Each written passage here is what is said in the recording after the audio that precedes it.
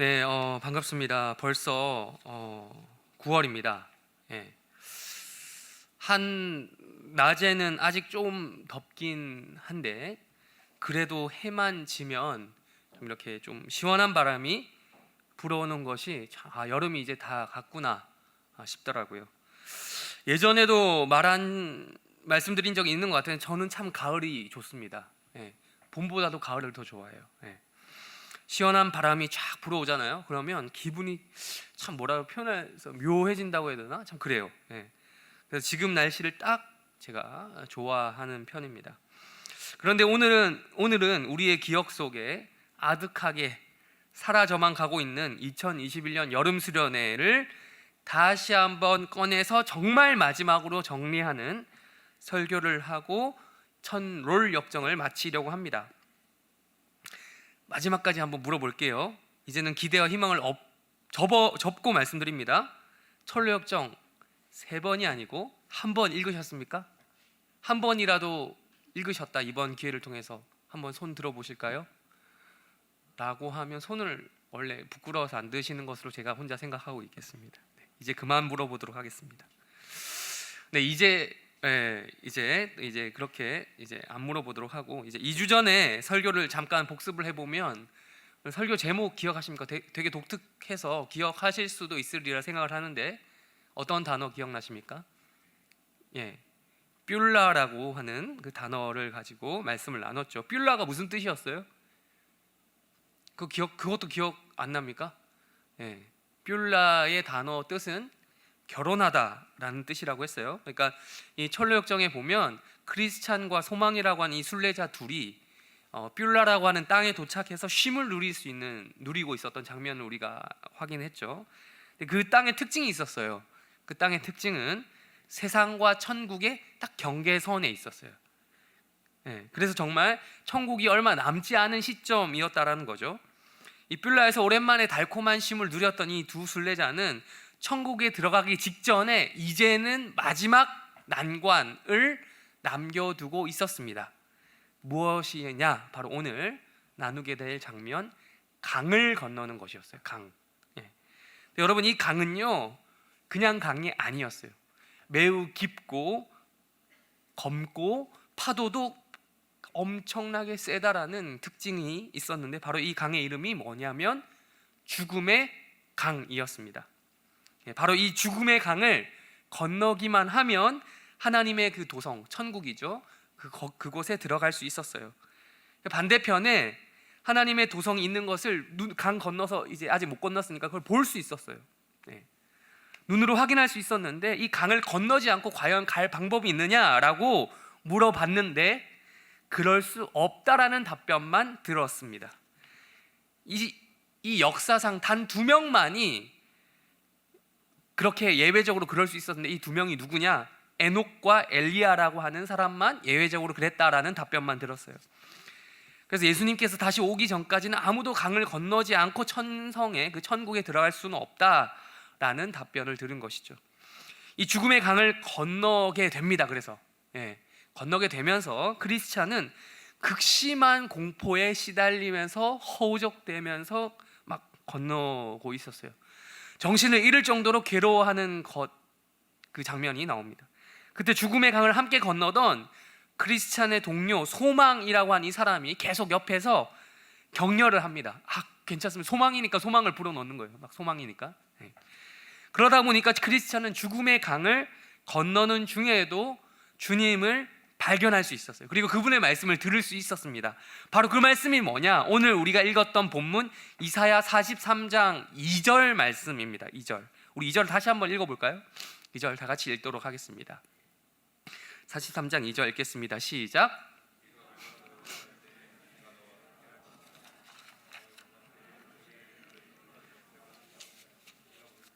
놈대로 지날 때에 타지도 아니할 것이요 불꽃이 너를 사르지도 못하리니. 아멘. 그 앞에 그 주보 맨 앞에 보면 만화 나와 있는데 거기도 이제 나와 있어요. 이 말씀을 들은 크리스찬은 용기를 가지고 죽음의 강을 건너서 상륙해서 천국에 올라가게 됩니다. 그리고 철로역정의 저자인 그 존 버년 있죠. 그 사람이 이제 꿈을 꿨다라는 식으로 이제 소설을 시작했었는데 꿈에서 깼다라고 하면서 끝이 납니다. 오늘은 바로 이 이사야 43장 2절을 중심으로 말씀을 나누려고 해요.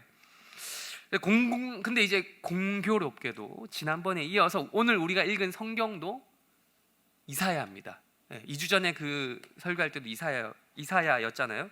지난번 61장, 62장이었는데 오늘은 43장입니다. 좀 더 앞입니다. 기억하실지 모르는 게 아니라 기억하셔야 돼요. 이제 이사야는 분류상 선지서라고 했어요. 구약 성경에서 선지서가 뒷부분에 배열된 이유에 대해서 제가 설명드렸던 거 기억하십니까? 왜 뒤에 있죠? 네. 질문을 제가 생각해보니까 제가 질문을 설교 시간에 질문하는 것만 한 30번 이상 되는 것 같아요. 최소한. 네. 만족할 만한 대답을 들었던 적이 언젠가라는 지금 생각을 잠깐 했었어요. 네. 넘어갈게요. 네. 아무튼 배열된 이유가 뭐라고 했냐면 이스라엘 역사 내도록 선지자는 늘 있었어요. 꼭 뒤에 있었던 건 아닌데 시기적으로 뒤에 났다라는 선지서가 뒤에 있었다라는 거죠. 특별히 근데 이스라엘 왕국이 남과 북으로 나눠진 이후에 그들의 신앙과 그들의 삶이 막장으로 갔어요. 그러면서 하나님께서 잔소리를 막 하기 시작하시는데 그게 많아지면서 선지서가 쓰여졌다라고 말씀을 드렸었습니다. 그래서 구약시대 뒷부분 후반부에 보면 선지자들이 많이 활동하면서 글을 많이 남겼다. 그래서 그게 선지서가 되었다라고 말씀을 드렸어요. 이사야도 그랬어요. 이사야도 남유다 왕국에서 활동을 했던 선지자 중에 한 명이었는데 이 사람의 이름 뜻을 기억하시겠다라고 생각하고 제가 말씀드릴게요. 이름 뜻은 수많은 이스라엘 사람들의 이름에 들어가 있었던 이름이 들어가 있었어요. 야가 뭐냐면 여호와, 야훼의 약자라고 했습니다. 그러니까 하나님이라는 이름 안에 하나님이라는 뜻이 들어가 있던 거예요. 그러니까 여호와 하나님, 이사야가 그럼 뭐냐면 여호와 하나님이 어떻게 하셨다? 이쏴, 예수, 예수아, 예수아 뭐죠? 구원하다라는 뜻이 들어가 있는 거예요. 이스라엘 가운데 여호와 하나님께서 구원하실 것이다, 구원하신다라는 이름 뜻을 가진 선지자였던 것이죠. 이름 자체에서 하나님이 어떻게 이스라엘 백성들을 하실 건지, 구원하실 건지에 대한 그 말뜻이 들어가 있는 겁니다. 말 그대로 지금 이스라엘은 구원이 필요한 상황이었어요. 영적인 위기를 당했던 거죠. 그게 인생의 위기였죠. 또한 인생의 위기가 곧 국가적인 위기로까지 발전했던 것입니다. 절체절명의 위기에 처한 이스라엘에게는 더 이상 답이 없었어요. 뭐 빼고는 하나님이 직접 개입하셔서 그들을 구원하시는 것 빼고는 답이 없었던 것이죠. 그러던 와중에 오늘 본문인 이사야 43장에 말씀이 주어졌던 것입니다. 우리 1절을 다시 한번 읽도록 하겠습니다. 1절 읽도록 하겠습니다. 시작.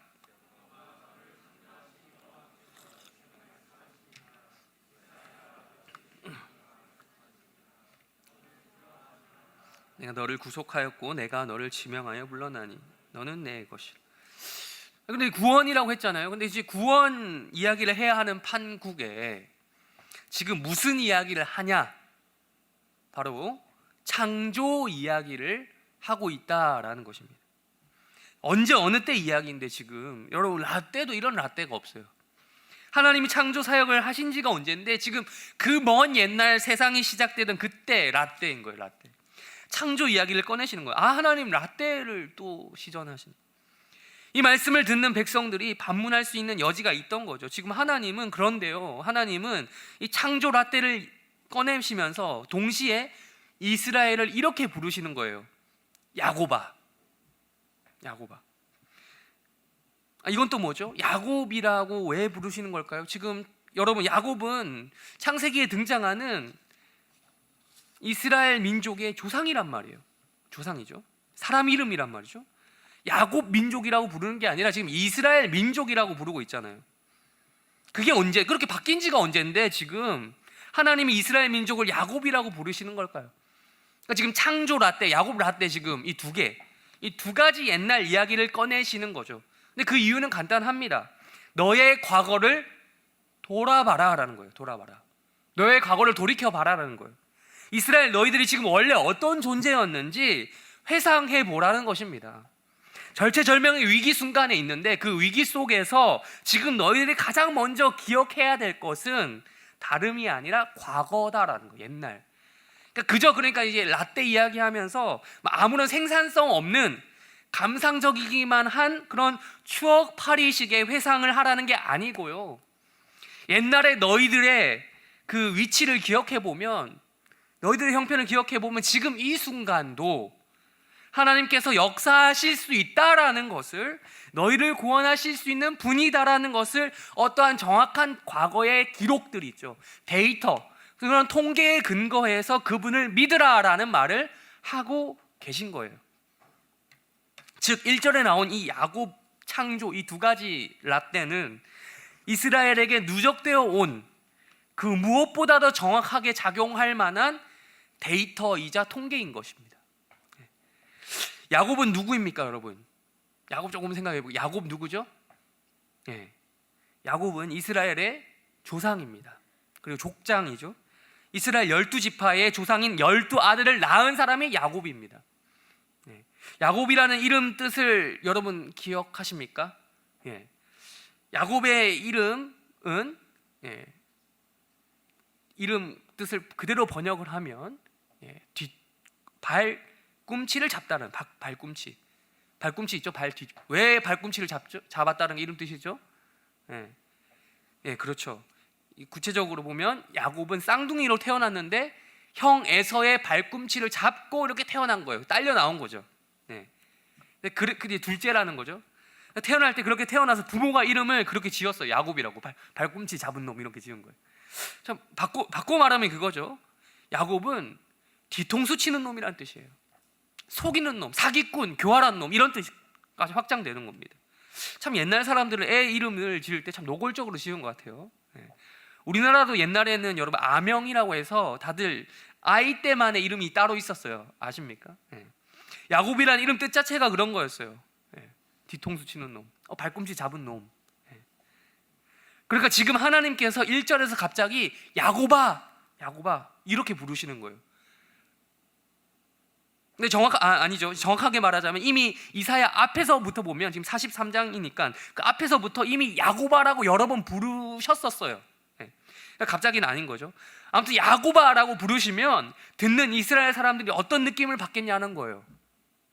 지금 우리 야곱 민족이라 불리지 않고 이스라엘 민족이라고 이름 불린 지가 오래됐는데 옛날 생각이 난다라는 거예요. 그들의 역사가 기억이 난다는 거예요.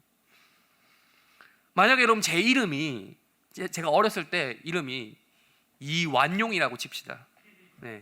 그것 때문에 제가 어렸을 때 주변 사람들에게, 친구들에게 엄청 놀림을 받고 자랐을 거 아니겠습니까? 완용아 야 이 매국노야 이러면서. 그래서 그것 때문에 제가 상처를 받아서 커서 나중에 제가 이름을 바꿀 수 있는 그 나이가 되어서 스스로 이름을 이성진으로 개명한 거예요. 그래서 그렇게 이름을 바꿔서 잘 지내고 있었어요. 고향을 떠나서 서울에 와서 잘 지내고 있어요. 근데 갑자기 서울 시내 한복판에서 옛날에 그 친구가 너 이러면서 알아보는 거죠. 완용아, 너 완용이 아니냐? 이완용 이렇게 부르는 거예요. 서울 한복판에 사람들 다 보는 데서. 그럼 제가 어떻겠습니까?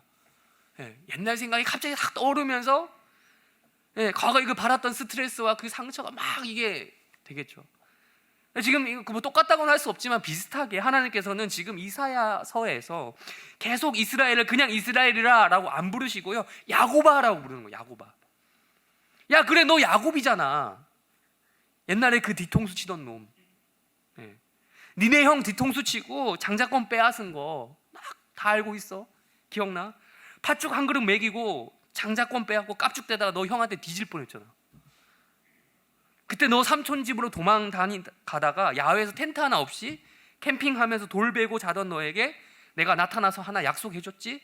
내가 네 인생 이끌어 줄 거라고 약속했잖아. 네 인생 책임지고 구원해주겠다고 약속해줬잖아. 그런데 그래도 너는 여전히 지금 너는 남을 속이는데 익숙한 인생이었더라.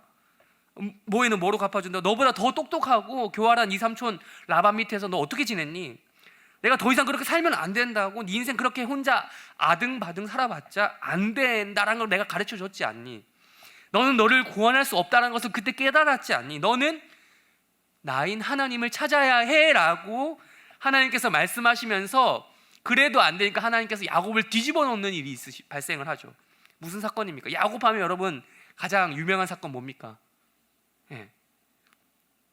야복 강가에서 천사를 만나서 씨름 한 판을 한 거예요. 여러분 씨름이라고 성경이 고상하게 느껴져서 그러지 정말 한국의 씨름 생각하면 안 돼요. 이렇게 뭐 업어치기 들배지 이거 아니고요. 거의 격투기에 가까운 싸움이에요. 싸움. 치고받고 싸움. 그럼 씨름 한 판 하는데 어떻게 골절이 일어납니까? 재미있는 것은 분명 하나님을 대신해서 등판했던 천사가 이겼어요. 거의 이긴 거예요. 이거는 이긴 거나 마찬가지인데 충분히 이길 수 있는 시합이었음에도 불구하고 야곱에게 져준다라는 거예요.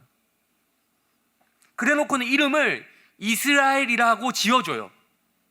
근데 여러분 이스라엘이라고 하는 이름 뜻이 뭔지 아십니까? 네. 하나님을 이겼다라는 거예요. 한글의 뉘앙스를 좀 더 정확하게 살려서 말씀드리면 하나님을 이겨먹었다. 그 뜻에 가깝다. 하나님이 질 수 없는 싸움인데 왜 지셨겠습니까? 비유하면 이런 거예요. 마치 아빠가 자기 아이하고 팔씨름 하는 거예요. 근데 하다가 이겼네 이렇게 해주는 거죠. 네. 져주는 거죠. 그래놓고는 야 너 힘 세다, 우리 아들 장하다 이러면서 이겼다고 막 지켜 세워주는 거죠. 여러분 아빠가 힘이 없어서 졌습니까? 네, 아니죠. 하도 이겨먹으려고 아들이 때를 쓰고 아빠 지면은 또 해 계속 붙잡으니까 게임도 안 되지만 그렇게 해주는 거예요. 네. 그리고 아들 기분도 또 생각하고 또 사기도 올려주려고 그런 차원에서 해주는 거죠. 그걸 야곱이 몰랐겠습니까? 네. 알았던 거죠. 상대가 더 강하다라는 건 여러분 붙어보면 압니다. 보기 전까지는 모를 수도 있어요. 근데 막상 붙어보면 상대가 나보다 어느 정도 세구나 이 각이 나오거든요. 예. 여러분 뭐 꼭 격투기가 아니어도요. 예. 게임이나 뭐 이런 스포츠만 해봐도 대결 이런 거 해보면 잘 보여요 각이. 이 사람이 이 팀이 더 잘한다라는 게. 예. 그런데 이게 나를 이겼다라고 이게 이겼다고 나보고 이스라엘이라고 불러준다니 여기에서 여러분 야곱의 인생에 어떤 전환점이 일어났던 거죠. 야곱은 이렇게 얘기하는 것입니다. 진짜 내가 하나님을 믿는 집안에서 우리 할아버지 아브라함, 아버지 이삭 밑에서 나름 신앙 교육을 받으면서 자라났다고는 하지만 솔직히 말하면 이때까지 내 인생은 내 힘으로 살았고 똑똑하다고 생각한 내 머리 굴리면서 그거 믿고 천상천하 유아독존으로 살아왔어. 그리고 우리 삼촌 라반한테도 내가 굴복하지 않았어. 내가 더 뽑아 먹으려고 했으면 더 뽑아 먹었지. 절대 졌다고 하지 않아. 나보다 훨씬 더 강한 존재가 그런데 여기 있었던 거죠. 근데 이상하죠? 나보다 더 강하면 철저히 나를 굴복시키고 굴욕적으로 나를 짓밟고 발 아래 두고 밟아 내려야 되는데 그래야 내가 꺾일 것 같았는데 그래도 꺾여야 될 것 같아. 그래도 안 꺾일 거 알아서 그런지 왜 안 그러는 거지? 왜? 갑자기 나보고 내가 이겼대. 손을 들어주는 거야. 이게 뭐 하는 짓이지? 근데 말이야 이게 참 이상하다는 거예요. 여기에 끌리는 거예요. 야곱의 마음이. 내가 이겼지만 진 기분. 그걸 느끼고 야곱이 이분은 진짜다라는 것을 경험한 것입니다. 자기가 단 한 번도 남에게 복을 빌어본 적이 없었는데 이제는 이분에게 복을 빌어야겠다라고 말을 할 정도였다. 이분이 하나님이다라는 것을 알아본 거죠. 이때까지 자기 인생은 자기가 개척하는 줄 알았어요. 자기 복은 내가 노력해서 챙기는 건 줄 알았어요. 근데 그게 아니라 전지전능하신 하나님께서 나에게 복을 주시는 수 있는 분이구나. 그분께 내가 내 복을 달라고 빌어야겠다라는 마음을 가지게 된 거죠. 인생의 전환점이 여기서 일어난 겁니다. 그러면서 이렇게 말하는 거예요. 하나님, 내게 복을 주십시오. 내가 이겼다고는 하지만, 당신이 나보고 이겼다고 해줬지만 이긴 게 아닙니다. 세상의 모든 강자들은 다 이기고 나를 짓밟으려고만 했는데 당신은 나보고 이겼다라고 하셨습니다. 생각해보니 내가 하나님을 이겨먹으려고 했던 시도 자체가 부끄럽습니다. 그래도 나에게 주신 이 이스라엘이라고 하는 이름을 평생 기억하며 살겠습니다. 하나님을 이긴 자가 아니라 하나님과 함께 이기는 자가 되겠습니다. 하나님과 싸우는 자가 아니라 하나님과 함께 싸우는 자가 되겠습니다 라고 한 거예요. 이게 이스라엘이라고 하는 이름에 담겨있는 이중적인 의미입니다. 바로 이 배경 가운데에서 하나님께서는 이사야 선지자를 통해서 이스라엘 백성들에게 너네가 이스라엘이 되기 전에 뭐였는지 알지? 야곱이야. 야곱 뒤통수 치고 혼자 인생길 살아보겠다고, 이겨보겠다고 곤모술수에 푹 쩔어서 살던 그런 인생, 그런 너희가 이스라엘이 되었잖아. 그리고 너희에게 똑바로 하나님을 의지하고 살라고 율법도 주고 가나안 땅도 주고 그랬잖아. 그런데 어떻게 되었지? 지금 여전히 야곱의 티를 못 벗어냈네. 다시 야곱으로 돌아갔다. 기억해봐 너희의 과거를. 그 야곱에게 내가 어떻게 했는지 기억해봐 라고 하시면서 지금 야곱 라떼 이야기를 쫙 하시는 거예요. 그 목적으로. 그럼 또 이제 창조 라떼는 뭔지 볼까요? 이사야의 이름 뜻도 그렇고 지금 상황도 그렇고 그들의 조상 야곱도 그렇고 지금 이 이스라엘을 다시 야곱이라고 부르신 것도 그렇고, 지금 창조 이야기가 아니라 무슨 이야기입니까? 구원 이야기란 말이에요. 구원. 근데 왜 라떼의 원조인 그 창조, 라떼의 라떼죠, 거기로 돌아가냐는 말입니다. 지금 창조 끝난 지가 언젠데. 근데 여기서 말하는 창조는 세상을 처음 창조한 그 창조가 아니다라는 것을 우리는 좀 기억해야 돼요. 여기의 창조는 야곱의 창조, 야곱이 이스라엘이 되었던 그 창조, 바꿔 말하면 재창조, 좀 어려운 말로 재창조를 말하는 것입니다. 그래서 여러분 구원이라고 하는 것을 다른 말로 새 창조 혹은 재창조라고 부릅니다. 둘 다 똑같은 말이에요. 물론 새 창조 혹은 재창조가 되려면 창세기 우리 1장에서 나오는 오리지널 창조, 창조의 원조인 창조 라떼가 기초에 있어야 돼요. 그래야 가능한 거예요. 근데 그 원조 창조라고 하는 기초에 있어야 이제 새 창조가 가능한 거죠. 그래서 여러분 이 구조 들어보셨습니까? 창조, 구원, 종말, 이 세 가지 구조를 들어보셨는지 모르겠어요. 창조, 구원, 종말. 이 세 가지 단어로 이루어진 기본적인 신학 개념이라고 해야 되나, 하여튼 이 구조에 대해서 여러분 들어본 사람들이 있을 겁니다. 여러분 그래서 이 단어를 제가 왜 굳이 말씀드렸냐면 이 세 단어는요, 한글은 다 다르잖아요. 다 다른데 서로 다른 개념이 아니에요. 창조와 구원과 종말은 다 이어지는 개념일 뿐만 아니라 비슷한 상황이 계속해서 반복해서 구현되는 개념입니다. 그래서 구원을 또 다른 창조라고 부를 수 있는 것처럼 종말도 또 다른 구원이다라고 할 수 있고, 또한 또 다른 창조가 되는 거예요.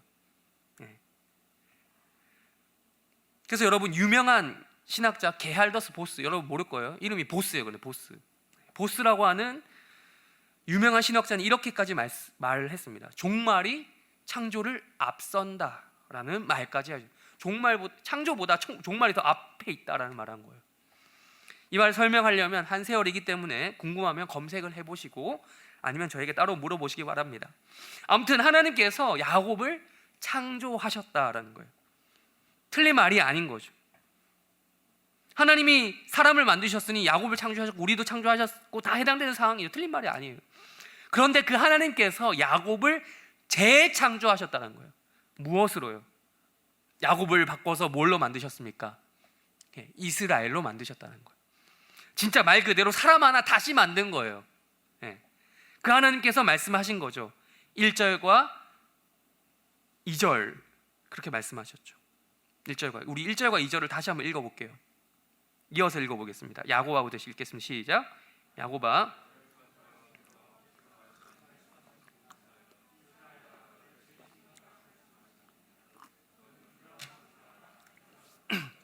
내가 너를 지명하여 불렀나니 네가 물 가운데로 지날 때에 내가 너와 함께 할 것이라. 강을 건널 때에 물이 너를 침몰하지 못할 것이며 내가 불 가운데에 타지도 아니할 것이고 불꽃이 너를 사르지도 못하리니. 그렇습니다. 창조를 했으면 구원도 한다라는 거예요. 창조를 했으면 재창조 새창조도 한다는 거예요. 애를 낳았으면 양육까지 책임지겠다라는 거예요. 아무리 그놈 자식이 말을 안 듣고 엇나가도 내가 낳았으니 구원한다라는 거예요. 창조했으니 구원한다라는 거예요. 이게 하나님 말씀입니다. 자신의 교활함과 속임수로 유발된 상황 가운데서 자신을 죽일 수도 있었던 그 형 에서를 만났던 그 야곱 있죠. 야곱의 심리 상태 어땠습니까? 두려워했어요. 무서워했어요. 그랬던 것처럼 자신의 죄악으로 인해서 유발된 상황, 주변의 강대국의 위협 아래에 있었던 이스라엘 나라, 이스라엘도 두려워하고 있었습니다. 두려워하지 말라라는 거예요. 그래서 구원이 필요하다는 거예요. 근데 여기서 말하는 구원은요, 또한 그냥 우리가 구원이라고 말할 수 있는 수준의 것이 아닙니다. 여러분, 뭐 구원에는 물론 높은 수준, 낮은 게 아닌데, 아무튼 1절에 보시면 그냥 구원이란 말이 아니라 뭐라고 적혀져 있습니까? 구원이 아니고 구자로 시작하긴 해요. 구. 1절에 구. 좀 이런 거 좀, 아니 이거는 진짜 뭐 이런 대답은 좀 해주시면 안 돼요? 네, 구속이요. 네, 제 귀가 어두운 편인가 봐요. 죄송합니다. 벌써 귀가 먹기 시작했어요. 구속이라고 적혀져 있습니다. 우리가 구원이라는 말을 많이 쓰고 있어서 그렇지, 원래는 여러분 되게 구체적인 말이 참인데 애매하게 쓰이고 있어요. 사실 구속이라고 하는 단어가 구원이 어떤 것인지 잘 설명해 주는 말입니다. 구속이라는 것은 히브리어로 뭐라고 하냐면 가알이라고 해서요, 이게 무슨 뜻이냐, 값을 지불하고 사는 행위를 말합니다. 룻기를 읽어보면 알겠지만 여러분, 룻기에 보면 가알이라고 하는 그 개념이 많이 나와요. 기업을 무르다 라고 하는 뜻이에요. 그러니까 룻기의 중심 뼈대를 이루는 상당히 중요한 개념입니다. 그러니까 누군가 구속을 하려면 공짜로 안 된다라는 거예요. 예. 무언가 대가를 치른다라고 하는 의미가 포함된 것이 구속입니다. 여러분, 구원 공짜입니까? 누가 구원은 공짜라던데? 공짜 아니거든요. 대가를 치르래. 또 여기 보면 1절에 보면 구속이란 말 다음에 지명이라는 말이 나와요. 지명. 내가 너를 지명하여 불렀다. 원어 그대로 표현하자면 이거는요, 이름을 찝어서 불렀다라는, 이름을 탁 집어서 말하다. 누구야? 성진아, 이스라엘아, 야곱아. 하나님이 이스라엘을 지명했다라는 말을 반대로 보면 누군가는 지명당하지 않은 사람도 있다라는 거죠. 대상도 있다라는 거죠. 바로 이스라엘이 두려워하지 않을 이유는 이것이라는 거예요. 하나님이 어떠한 값을 주고 샀다라는 거예요. 그러니까 낸 값이 아까워서라도 너를 포기 안 한다라는 거예요. 구속했기 때문에. 그리고 하나님이 그 어떤 누가 아닌 다른 애를 다 제치고 이스라엘 너희 딱 집어서 구속했다라는 말, 지명했다라는 말이에요. 그렇다면 하나님이 어떠한 값을 주고 이스라엘 구속하셨는가? 또 누구 대신에 이스라엘을 지명하셨는가? 3절, 2절 이따 하고 3절부터 한번 읽어보도록 하겠습니다. 3절 읽겠습니다. 시작.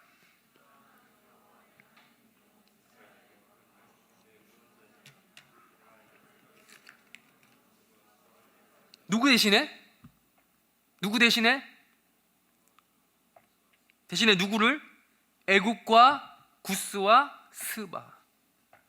욕 같은데. 네. 애굽, 구스, 스바는 이스라엘이 거주하던 지역에서 남쪽, 그러니까 지금의 북동부 아프리카에 위치한 그때 당시 나름의 강대국들이에요. 뭐 지금이 에티오피아 이쪽이 조금 이제 힘들지만 이집트, 옛날엔 강대국이었죠. 하나님께서 지금 그 이스라엘 대신에 애굽과 구스와 스바를 속량물로, 즉 바꿔 말하면 이스라엘의 몸값으로 걔네들 내주겠다는 거예요. 약한 이스라엘이 아니고 그 강한 나라들로 이스라엘을 구속하겠다는 말이에요. 역사적으로, 지정학적으로 이스라엘은 참 불쌍한 위치에 있었어요. 여러분, 적과 꿀이 흐르는 땅이라고는 하지만 여러분, 동쪽으로 가면 메소포타미아 지역 그 문명에 따른 그 강대국들, 바벨로니아, 뭐 아시리아, 뭐 이런 나라들이 있었고, 페르시아, 뭐 이런 그리고 남쪽으로 가면 이집트, 나머지는 다 바다. 이리 치이고 저리 치이는 그런 처지였단 말이죠. 다윗 시절에야 잠깐 강대국 같은 느낌을 받으며 그런 경험을 해봤지만 사실 대부분 껴서 당하는 위치였어요. 절대적으로 하나님을 의존하고 살 수밖에 없었는데, 그렇게 신앙해야 살 수 있었는데, 오히려 이들의 선택은 하나님을 버리고 우상을 숭배했던 것이 이스라엘과 유다의 현실이었습니다. 근데 지금 하나님께서 이스라엘과 유다를 구속하시겠다라고 하면서 대신 누구를? 애굽과 구스와 스바를 몸값으로 내겠다라고 하는 거예요. 나름 강대국이었던 그들이 지명당한 게 아니었어요. 그들을 제치고 약하고 찌질한 걔네들, 맨날 이리 치이고 저리 치는 애들을 지명한 겁니다. 하나님은 그 옛날부터 그러하셨던 것처럼 이스라엘 밖에는 모른다라는 거예요. 이스라엘이다라고 하는 그 이름만 안다라는 거예요. 우리 4절부터 6절까지 쭉 읽어 나가도록 하겠습니다. 내가부터 읽겠습니다. 시작.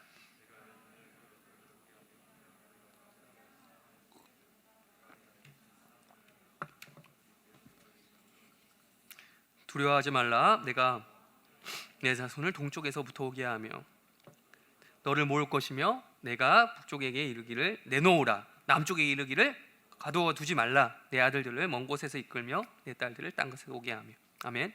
하나님은 이스라엘 밖에 모르는, 죄송하지만 바보입니다. 하나님 죄송합니다. 바보입니다. 네.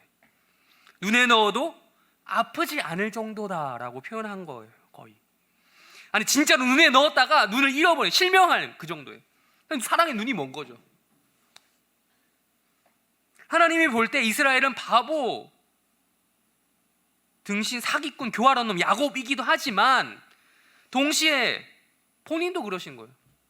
4절에서 말하는 것처럼 이스라엘은 보배롭고 존귀하며 사랑스러운 존재라는, 그 강하고 멋진 이집트, 구스, 스바 등의 강대국을 대신 내어줄 정도로 보배롭고 존귀하고 사랑스러운 존재라는 거예요.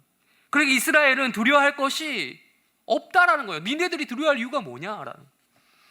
야곱이 에서와의 만남을 앞두고 야복강에서 하나님을 만나 이스라엘이 되고 당당히 에서를 만났던 것처럼, 그 옛날에 지금 이스라엘이 강대국 아수르 혹은 바벨론의 과의 충돌을 앞두고 하나님을 그들이 만나기만 하면 당당히 그들과 조우할 수 있다, 만날 수 있다라는 것입니다. 두려워할 이유가 하나도 없다라는 거예요. 왜? 우리 대신 내어줄 애굽이 있고 구스가 있고 스바가 있다라는 거예요. 하나님이 도와주시면 그들은 딴 데로 관심을 돌릴 거라는 거예요. 구체적으로 국제정세를 지금 하나님이 이야기하시는 겁니다. 5절과 6절에서 말씀하시는 것처럼 비록 동서남북 흩어진 백성들이라고 할지라도, 애굽으로 간 백성이든 아수르로 끌려간 백성이든 바벨론으로 가든 백성이든 누구든 간에 제2의 출애굽 혹은 제3의 출애굽, 제4의 출애굽, N수 출애굽을 끝까지 해서라도 하나님의 이름으로 불려지는 모든 자들을 다시 모일 것이다 라고 말씀하는 거예요. 왜냐하면 이스라엘의 존재 자체가 하나님의 영광 때문에 창조된 존재다라는 것입니다. 우리 7절 읽도록 하겠습니다. 7절 읽겠습니다. 시작. 모든 자 곧 내 영광, 그를 내가 지었고 그를 내가 만든. 하나님의 명예를 하나님 스스로 지키기 위해서라도, 자신의 위신과 체면을 위해서라도 그렇게 하시겠다라는 거예요. 성경에 이런 표현 많이 나오잖아요. 하나님이 구원할 때 너희가 이쁘기도 하고 보배고 사랑스럽기도 하지만 사실 내가 내 명예를 세우기 위함이야 라는. 내가 창조했으니, 내가 낳은 놈이니까 이놈이 이리 날뛰고 저리 날뛰고 막 이리 방황하고 저리 방황하고 집 나갔다 들어오지도 않고 그래도 끝까지 내가 책임지고 양육하겠다라는 거예요. 사랑해서 자식이 아니라 자식이니까 사랑한다라는 거예요. 다시 그놈을 재창조해서라도 이 이스라엘이라고 하는 놈을 책임지시겠다라는 거예요. 자신의 백성을 창조하셨으면 구원하실 것이다, 끝까지. 그 과정 중에 2절이 있습니다. 2절 철로역정에 나온 이미지, 죽음의 강과 이것이 연관이 됩니다. 2절 다시 한 번만 읽어볼게요. 2절 읽겠습니다. 시작.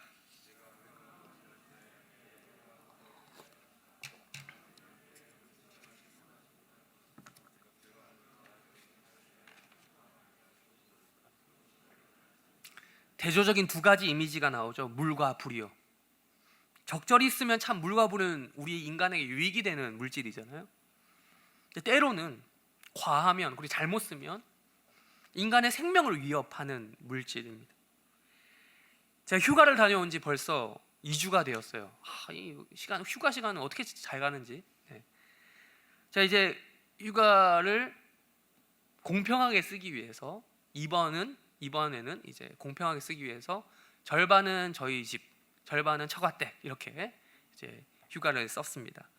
동생 집에 내려가서, 동생 집이 경주에 있는데 거기 가서 이제 부모님과 함께 포항 앞바다를 보러 갔어요. 이제 무슨 호미곶 그 꼬랑지 부분 알죠? 지도에 거기 또 다녀오고, 또 해안도로를 그 일정을 마치고 해안도로를 쭉 올라가서 쭉 따라 올라가면 해안도로가 계속 이어지더라고요. 제가 처음 가봤는데 영덕, 삼척, 강릉을 지나 속초, 고성에 가서 처가댁 식구들과 시간을 보냈습니다. 이번 휴가 때 진짜 바다를 지겹도록 봤어요. 네. 여러분, 서해안도 참 좋은 바다기는 하지만 제가 생각할 때 진짜 바다는 동해가 아닌가라는 생각이 들 정도로 파도가 높아요. 무서울 정도로. 서핑 좋아하는 사람들은 그게 참 좋아할 것 같아요. 해변가에서 제가 파도를 보는데, 안 그래도 제가 수영을 할 줄 모르는데, 그리고 제가 과거에 종종 말씀드린 적이 있는데, 래프팅을 교회에서 청년들 그때 래프팅 하러 갔다가 물에 빠진 이후로 아무도 나를 구해주지 않는 그 현실을 경험하고 수영하지도 못하는데, 그래서 그때 이후로 물에 대한 공포심이 더 심해졌어요.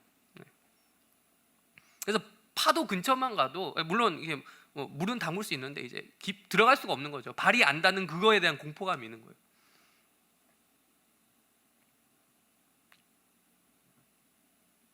근데 또 웃긴 건 워터파크는 좋아해요. 네, 파도풀 빼고 다 좋아합니다. 아무튼 그런 거죠. 공포심, 파도가 높더라고요. 물에 대한 공포심이 있잖아요. 아무리 수영 잘하는 사람도 파도 몇 번 쓸려오면 막 그냥 간대요. 불에 대한 경험은 또 제가 많이 없지만 어렸을 때 좀 기억을 해보면 광양제철소의 견학을 중 언제였던 것 같은데 아무튼 갔던 기억이 있습니다. 그때 생각했던 건, 와, 정말 이게 쇠가 이렇게 나오는 그게 아니고 저기 떨어져 죽겠다 이 생각밖에 안 했어요. 그대로 녹겠다 이런 무서웠던 기억이 있어요. 반지의 제왕에 보면 절대 반지 녹이려고 막 아시죠? 골룸이 빠진 그런 거.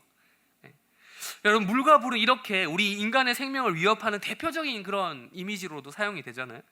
근데 이제 하나님께서는 이 이스라엘이 우리가 물 가운데 지나갈 때에, 강을 건널 때에 물이 나를 삼키지 못할 것이고, 불 가운데 지날 때에 불꽃이 나를 사르지 못한다라고 말씀하시는 거예요. 아까 3절에서 애굽 이야기 했었는데요, 애굽과 연관된 이야기 한번 해볼까요? 기억하십니까? 출애굽 이야기에서 가장 유명한 장면 딱 한 장면만 고르면 뭡니까? 홍해 장면입니다. 홍해, 엄청나게 큰 바다죠. 그 바다를 앞두고 이스라엘을 추격해온 군대가 있었어요. 진짜 말 그대로 사면초가, 뒤에는 군대, 앞에는 바다. 가만히 진짜 하나님의 구원을 기다릴 수밖에 없었어요. 몰살 아니면 이집트 다시 가서 노예생활 하는 거예요. 그러던 가운데 하나님께서 홍해를 가르시는 기적을 보여주시죠. 말 그대로 물 가운데를 말 그대로 통과했잖아요. 하나님께서 함께 하셔서 쫙 통과하잖아요. 그게 끝이었습니까? 그게 끝이었어요? 이스라엘 구원받고 그게 끝이었습니까? 그게 구원이었습니까? 아니요. 내가 구원받은 거 말고, 그 이스라엘 백성이 구원받은 거 말고 또 있어요. 대신이 있어. 대신. 이스라엘 생명을 대신해서 누가 죽었습니까? 애굽의 군대가 홍해에 빠졌죠. 3절 애굽에 나온 그 애굽. 이스라엘의 속량물, 몸값, 대가로 애굽이 주어진 겁니다. 이스라엘은 이것을 역사적으로 경험한 적이 있어요. 그러니까 역사적인 통계 데이터에 근거해서 하나님께서 다시 한번 이스라엘 가운데 말씀하시는 거예요. 너희들이 설사 동서남북 어디로 막 흩어진다 하더라도 그 흩어지는 과정 가운데 너희들이 물 가운데 지나가고 불 가운데 지나가고 저 먼 지역 가면서 물도 건너고 막 어디든 건너 막 갈 거 아니에요. 그렇게 가더라도 내가 물과 불 자체를 없애주는 것은 아니겠지만, 물과 불을 만날 때 너희가 나를 찾게 될 것이고, 또 너희가 나와 함께 하고자 하면 내가 이 이미 옛날부터 너희를 구속해왔던 그 사실 데이터에 기반해서 너희를 따로 지명했던 그 통계를 바탕으로 내가 다시 한번 구속하는 은혜를 베풀어 주겠다라고 하시는 거예요. 왜요? 옛날부터 그랬으니까 정도가 아니에요. 옛날부터 너희를 구속하였고 지명하여 불렀고, 하나님 지금 많이 얘기하잖아요. 똑같은 말을, 비슷한 말을 되게 다양한 언어로 말씀하시나요? 너희는 내 눈에 넣어도 아프지 않을 만큼 내 눈이 사랑에 먼 것처럼 보배롭고 존귀하고 사랑스러운 존재다라는 거예요. 난 내 명예 때문에, 내 영광 때문에라도 너희를 사랑하고 구원하고 재창조하고 말 것이니 두려워하지 말라는 것입니다. 말씀을 정리하겠습니다. 1950년 9월, 이 한반도 땅에 어떤 일이 있었는지 아십니까? 그때 당시 뭐 하고 있었어요? 네, 전쟁하고 있었어요. 한국 전쟁. 그때 북한군이 승승장구하고 있었어요. 그래서 낙동강 그 전선 아래로를 제외한 모든 것을 다 북한군이 점령하고 있었던 때였습니다. 김일성은 그때 이 낙동강 전선에 대부분의 병력을 집중시켰어요. 그리고 이제 조금만 시간이 지나면 한반도 전체가 적화 통일이 될 뻔했어요. 그때 유엔군 사령관 맥아더 장군은 역사적인 결정을 내리죠. 근데 그러니까 모두가 동의했던 작전이 아니에요. 미국 합동참모본부 해군이 반대를 했었어요. 이건 안 된다, 실패한다. 그게 뭐냐? 그 작전 이름이 바로 인천 상륙 작전입니다. 당시 인천 말고도 상륙지로 여러 후보가 있었다고 합니다. 여러 의견이 있었는데 맥아더는 인천을 여러 가지 이유로, 그러니까 수도 서울과 가깝다, 그리고 거기에 지금 배치된 병력이 적다, 상대 보급 라인을 딱 중간에서 끊어먹기 좋다라는 이유로 인천 상륙 작전을 실행을 했고 결국 성공을 했어요. 바로 이게 언제였냐? 9월이었습니다. 9월. 지금 같은 9월. 이 인천 상륙 작전과 관련된 또 영화가 있더라고요. 제가 그 영화를 잘 못 봐서 상륙 작전이 얼마나 긴박하게 그 표현이 되는지, 그런 장면이 나오는지 안 나오는지 제가 모르겠지만, 대표적인 상륙 작전이 있죠. 또 세계적으로 이거 인천보다 좀 더 글로벌한, 뭡니까? 네, 2차 세계대전, 네, 노르망디 상륙 작전. 그건 제가 FPS 게임으로도 해봤고 영화로도 많이 봤어요. 네. 수많은 배들이 병사를 싣고 해안에 상륙하기 위해서 함에 쫙 가잖아요. 근데 그 배들이 다 성공하는 게 아니에요. 포탄 날라오면 그 배가 박살이 나고 거기서 사람 총 맞아 죽고, 내리기도 전에 내려서도 가는데 이제 다 많이 죽고 막 그런단 말이에요. 그러니까 독일군이 가만히 내버려 둘 리가 없죠. 상륙한다라는데 총알이 빗발치고 포탄이 막 떨어지고 난리가, 정말 아비규환입니다. 죽어가는 병사들 막 나오고, 또 상륙해서 그 지점까지 가는 장면 나오잖아요. 근데 아무래도 주인공 시점이다 보니까 영화나 뭐 게임 같은 경우는 끝까지 뭐 가게 되잖아요. 근데 솔직히 거기서 여러분, 자기가 그 부대원 중에 한 명을 생각해 보세요. 살아남을 확률이 많겠습니까? 죽을 확률이 뭐 어떤 상황에든 난 당당하게 살아서 가야지, 이런 생각 하겠어요? 자신감 있게 한 사람 몇이나 되겠어요? 죽을 생각을 많이 하겠죠. 죽을 확률이 높으니까. 여러분, 당연히 그 현장에서는 상륙 작전 하다 보면 죽음을 묵상하지 않을 수가 없어요. 그렇습니다. 크리스찬, 우리 얘기했죠. 철로역정. 그도 죽음의 강을 건너면서 죽음을 묵상할 수밖에 없었어요. 사실 여러분, 철로역정 읽어보면 죽음의 강을 건넌다라는 것은 실제로 죽음을 맞이하고 실제로 천국을 가게 되는 모든 그리스도인들의 모습을 상징해주고 있는 장면입니다. 우리는 언젠가는 실제로 다 죽음의 강을 건너게 될 것입니다. 그래서 장례식 때 자주 부르는 찬송가에도 요단강 건너리 이런 게 있는 거예요. 가사가. 저도 사실은요, 이것에 대해서 잘 설명하지 못하겠어요. 왜? 나도 한 번도 경험해보지 못한 일이라서요. 느낌이 어떠한지 구체적으로 말할 수 없어요. 설명하고 싶어도 설명할 수가 없어요. 가보지 못한 곳이라 무서워요. 두려워요. 떨리고 공포스러워요. 파도만 봐도 이렇게 그런 것처럼 공포스러워요. 마치 거친 파도에 휩쓸려 깊은 바닷속으로 빠져 들어가는 것처럼, 뜨거운 불꽃에 의해 살이 타들어간 것을 느낄 새도 없이 소멸되는 것처럼. 그러나 그렇다고 해서 내 존재가 사라지는 것은 아닌 것. 예. 참 이 느낌을 안 경험해봤다는 것. 내 육체가 그렇게 된다 라고 해도 어떻겠습니까? 영원히 우리 가운데 함께 하시는 그 하나님이 내 영혼을 건져내셔서 죽음의 강을 건넌 우리를 천국으로 이끌어 주실 거다라는 여러분 믿음이 있으십니까? 그렇습니다. 여전히 우리는 죽음 앞에 두렵습니다. 이 강을 건너본 적이 없어서 더 무서운 것 같아요. 한 번도 경험해보지 못한 죽음. 하나님을 말씀하십니다. 두렵지? 그래도 두려워하지 마라고 하는 거예요. 왜요? 하나님이 우리를 구속했으니까요. 야곱같이 평생을 사기꾼처럼 살았다 하더라도 하나님이 우리를 구속했으니까요. 하나님이 우리의 이름을 콕 집어서 지명해서 불렀으니까요. 누구누구야? 불렀으니까요. 비록 이 세상의 모든 위협이 다 다가온다 하더라도, 우리의 육체의 목숨은 뺏어간다 하더라도 우리의 영혼은 어떻게 할 수 없으니까요. 그 육체의 목숨을 잃는 것조차 하나님의 허락 없이는 그렇게 될 수 없음을 믿으니까요. 디딤돌 교리 공부에서 배울 내용처럼 모든 세상 만사가 하나님의 섭리 가운데 있음을 믿으니까요. 내 육체의 목숨도 하나님께 달려있음을 믿으니까요. 최악의 경우 육체의 목숨을 잃어버릴지는 몰라도 영혼만큼은 그럴 일이 절대 없을 것을 믿으니까요. 여러분, 그렇게 천국에 상륙하는 날까지 살아가야겠습니다. 두렵지만 두려워하지 말아야 되는 것이죠. 여러분, 우리를 창조하신 그 하나님이 우리를 구원하셨고 또 구원을 완성시키기 위해 종말까지, 인생의 종말이든 그게 우주의 종말이든 무엇이든 우리를 그곳까지 인도하실 것을 여러분 믿으십니까? 네, 그렇습니다. 이 천국에 상륙하기 위한 여정 가운데 분명히 두려움은 남아 있습니다. 발음이 안 돼요. 천롤 역정은 끝났어요. 하지만 천로 역정은 끝나지 않았습니다. 부디 우리가 이 땅을 살아가면서 야곱, 이스라엘 이 둘 사이의 정체성 가운데 혼란을 겪으면서 살아갈 때가 많이 있을 거예요.